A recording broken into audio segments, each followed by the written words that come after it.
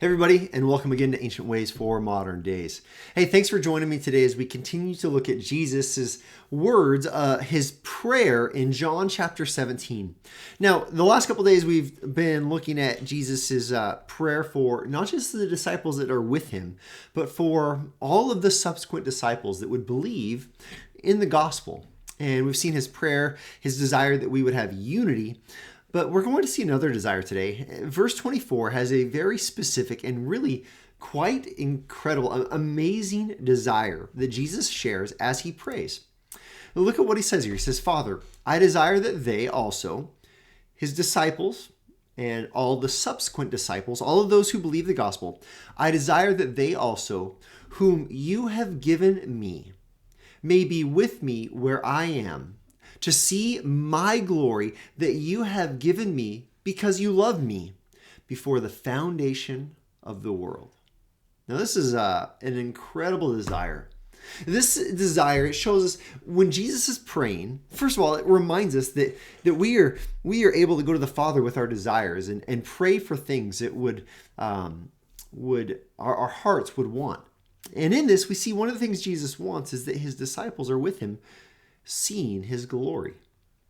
Now, as Jesus is praying here, he's in a sense he's in the spiritual realm. He knows his death and resurrection have not happened, but they're as good as done. He's in this mindset where even though this is difficult, he knows what's coming. He knows it's as good as done. He knows this is going to happen, and he is really, in a sense, imagining the glory. And he wants his disciples. He wants you and I to be present with him there. Now, there's a lot here. He says, I desire that those whom you have given me. This reminds us that our faith is a gift, that we trust in him because the Father has given us to the Son. And he says, I pray that they may be where I am, in my glory, to see my glory that you have given me. And why did the Father give it to him? Because the Father loved him before the foundation of the world. This is the desire of the glory of God to be displayed in the Son before those who the Son has saved through his gospel. This is incredible. This is Jesus' heart, even in the garden, his heart for you. He's longing for you to be in his presence. He's longing for you to see his glory. He's longing for you to be in that eternal reality, removed from all sin and temptation, all sorrow and pain, to be with him forever. What a great prayer. And what a model for us. I wonder how often we pray, Lord, I just am looking forward to being with you in eternity.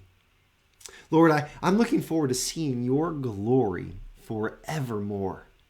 You know, there's this reality that we become so infatuated with the world that we forget that heaven is our home. That we forget that the eternal glory of the Father is going to be seen and displayed in the Son, and that's going to be our destination forever. We forget that. And we begin to think about our health, which we should pray for, in our well-being, which we should pray for. Lord, please provide for this, and please take this suffering away. All of those things of earth, we have every right. It's good to pray for those, but sometimes we take our eyes off of Jesus' desire that we will be with him in his glory. So why don't you take some time today, as our ancient way for our modern day comes to a close? Why don't you take some time and just go before the Father and pray in anticipation of experiencing the glory of the Son for all eternity. I hope you do that, as this is our ancient way for our modern day.